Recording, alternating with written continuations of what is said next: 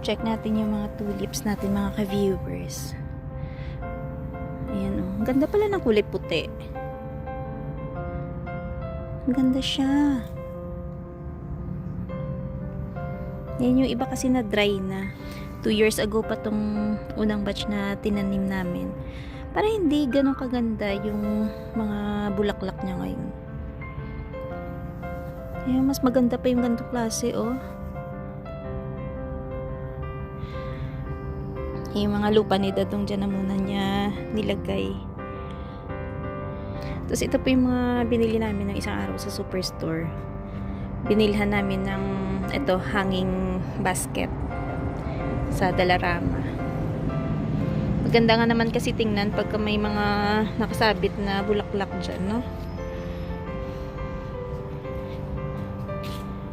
Tapos, ayan, may dinagdag na naman. Lilipat na naman yan ni Dadong bukas. Ang cute din ito. Ito na po yung cosmos. Ayan. Dinalawang paso niya. Yung isa na dun sa kabila. Lakas ng hangin ngayon na. At yung mini greenhouse pala ni Dadong, ayan na, nailipat na dito sa corner. At yung mga plants niya, andyan na, oh. Nilipat niya na dyan para ma-adapt na nila yung weather dito sa labas. So, medyo okay naman. Wala namang nalanta. Hindi naman na nalibago kasi nga hindi naman na malamig yung panahon. Kaso, ayun nga. Tinakpan lang yan ng plastic para hindi mabigla sa sobrang init. Kasi medyo mainit na ngayon. So, siguro, mamaya kung makauwi siya ng maaga, baka magtatanim na siya dyan. Kasi naka-ready na yung mga plant packs dito. Ayan.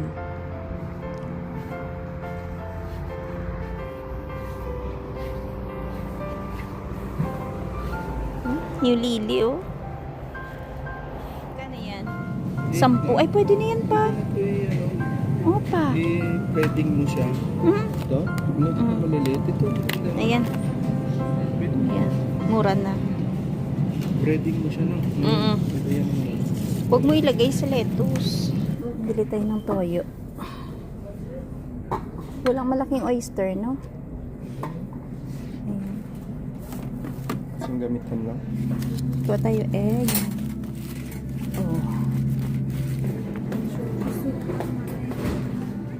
So yung mga viewers, namili tayo ng konting groceries. Kasi may kulang lang na ingredients dun sa gagawin ko. At ayun, napansin namin dito sa No Frills, meron na rin silang garden center. Nandun. Dun sa dulo, oh. Andun, oh. Ayan. So, kung malapit kayo dito, dito na lang kayo mamili din ng mga plants. Ayan.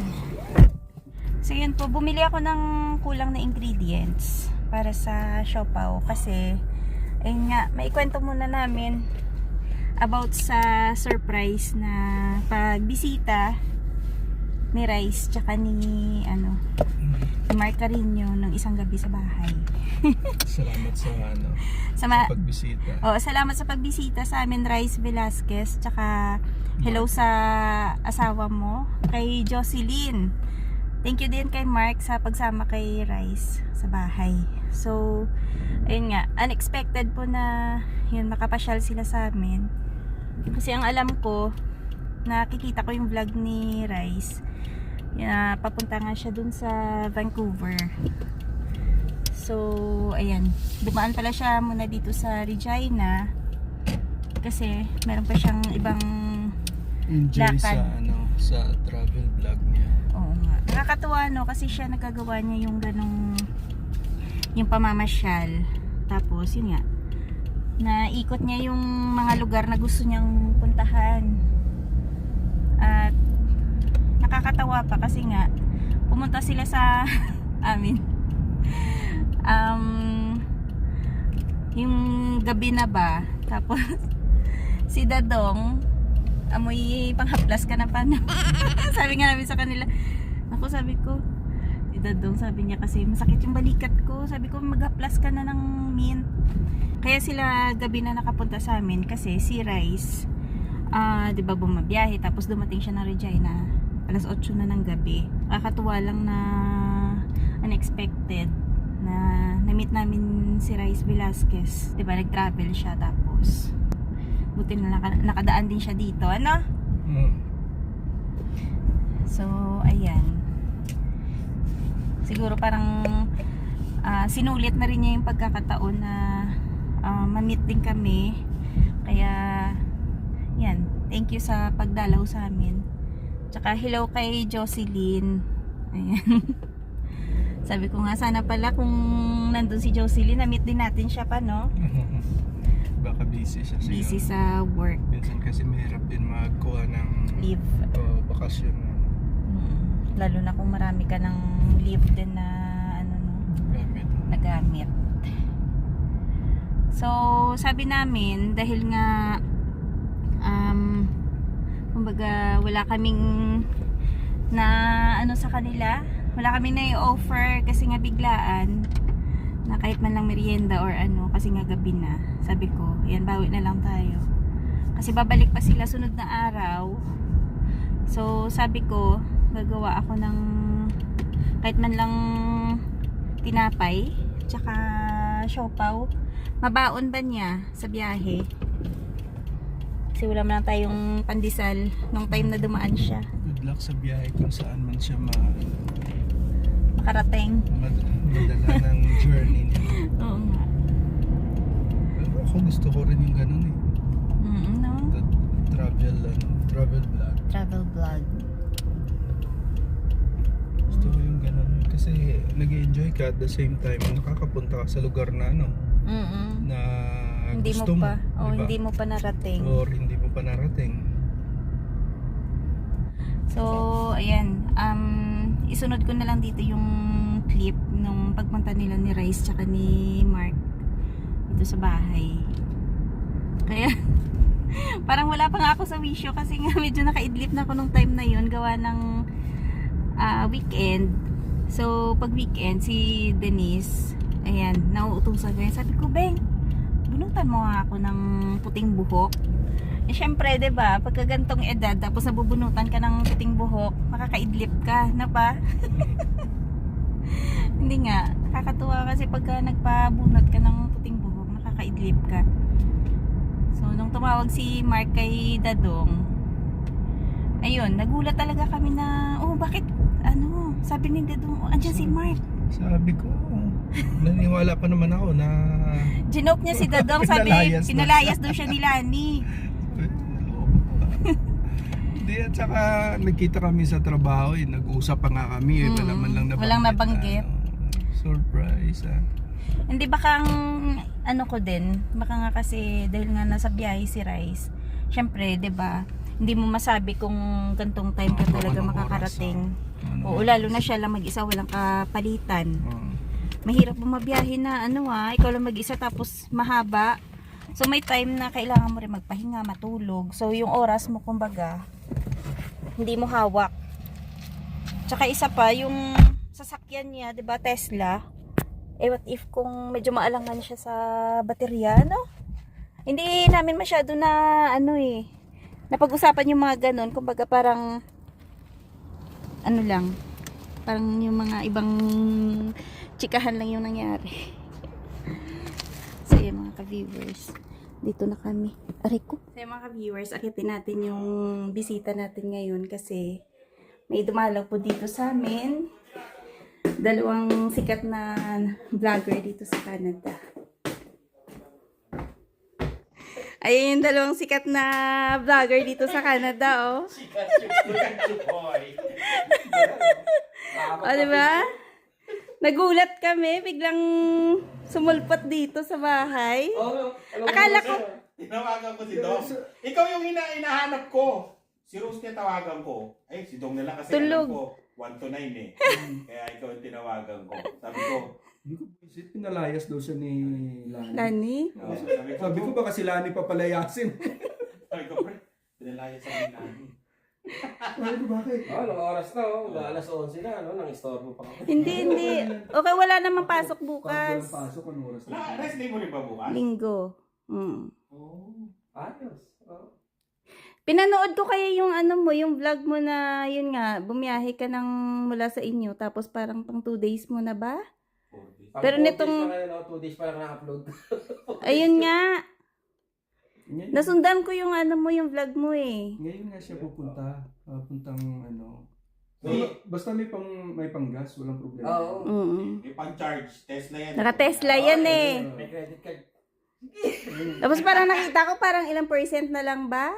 Yung ano mo, Oo. yung battery mo. Kala ko hindi aabot eh, pag bihira.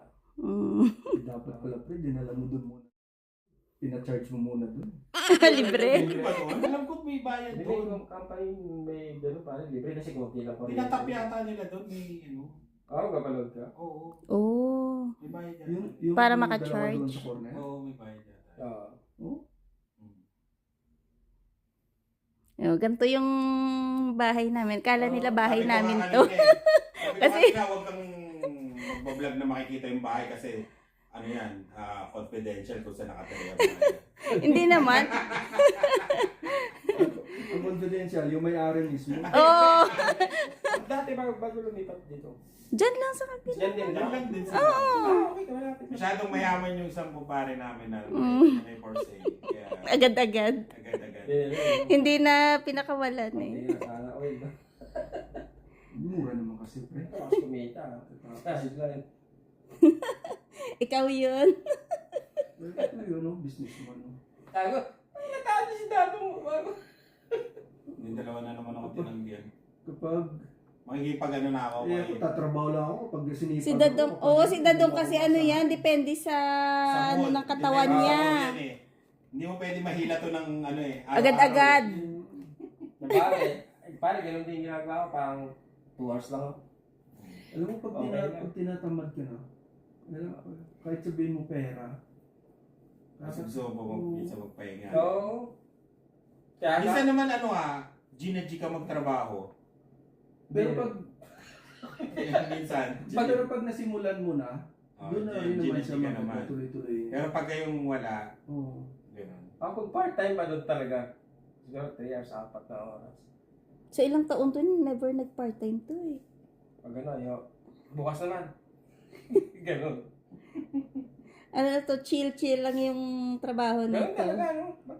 Ito parang hindi ka naman nayayaman. Yayaman, hindi ka naman Pagkahirap sa trabaho, hindi ka nayayaman. Every mo nga, dapat pag part-time, wala na yung gobyerno ron, eh, no? Dito hindi ka mananalo sa gobyerno. Ano lang, baga may enjoy mo, di ba? Na-enjoy mo yung kumikita ka. Mas Bakit? mabuti ka nga, naka-travel ka. Sabi ko nga sa kanya, kapag nanalo lang tayo luto, cancel yung uwi natin sa Pinas eh. Hindi na tayo maniraan doon. Hindi, mag-travel na lang tayo. Travel na lang, Talaga travel. eh. Hindi, totoo. Oo, totoo. Totoo, yun ang ano ko talaga. Hindi pag naumpisa mo kasing mag-travel, lalo na pag citizen na, di ba? Nagagamit Masarap mo na mag-travel siya. pa, oo. Nagagamit mo na talaga ng yung pagka-powerful ng passport. Ma-enjoy Oo, mo. ma-enjoy Basta mo may na panggastos ka lang. Basta Meron lang talaga pa. Mahalaga may panggastos ka lang talaga. Oo, importante. Oo, Para ma-enjoy mo. para ma-enjoy. Pero kung nagta-travel ka, sabay siguro nagbablog ka. Ayaw, pag kumikita. Oo. Oo. Ma- Yun ang hindi nila nalalaman na nagagawa ni Rice. Nagagawa. Buti gising pa kayo, no?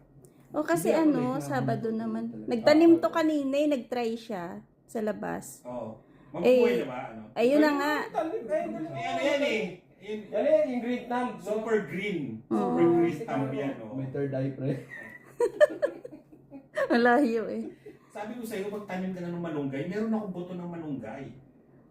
Idaan ko nga Ano, dito yung tanim ipapasok, mo. pag winter, papasok mo na lang sa loob ng bahay. Hindi na. Ganun yung tatay niya, ni Randy Boy sa PA, may malunggay sila. Oo, Ang oo. galing nila. May malunggay, Oo, di ba? isa rin tatay. Basement. Ang daming malunggay, daming kalabasa. Oo. Na ipapasok, di ba? Kaya lang, dapat, alam mo yung igagrap mo yung malunggay para hindi tataas, no? Hmm. Oo. Para ano siya, Oo. magkaroon siya ng Gaganon-ganon. Kaya mahal branches. malunggay, $6. 7 na. Magkano? Marami Uy, ako- dito kaya never kami bumiling marami ngayon malunggay. ako ang palaya. 697. Oo. Bibili ko Oo. lang sa araw. Ang palaya. Hindi kami bumibili. Oh? Malunggay dito? Saan ka nagpapatubo? Hindi. I mean yung yung panggulay, hindi kami bumibili kasi mahal nga. Kasi mahal na, mahal. Spinach, kapalit. O Bibili ko kaya, lang kasi mayaman kami. ayun na nga. Medyo. Maraming makaas. Hindi natuwa kasi ako yung green na green, parang Bago. Kararating niya lang. Mag-deliver lang. Oo, kaya sabi ko masarap sa tinola to. Thank you, Rose. Ayan. Thank you. Sige, ingat-ingat. Hindi. Babalik kami. Oo Bilang nga. pandesal eh. Oh, may pabaon tayong pandesal. Sige. Ingat-ingat kayo. At gabi na. Akala ko may emergency. Akala ko nga loko talaga, naniwala naman ako dun sa kay parang Mark. Ayun nga. So, Nalayas daw siya kasi nilahan. so ayun na nga po, umalis na sila. Tapos, pag bumalik siya, yung biyahe niya pabalik, sunod na mga araw. Sabi ko, gawan ko siya ng pandesal o kaya Spanish bread.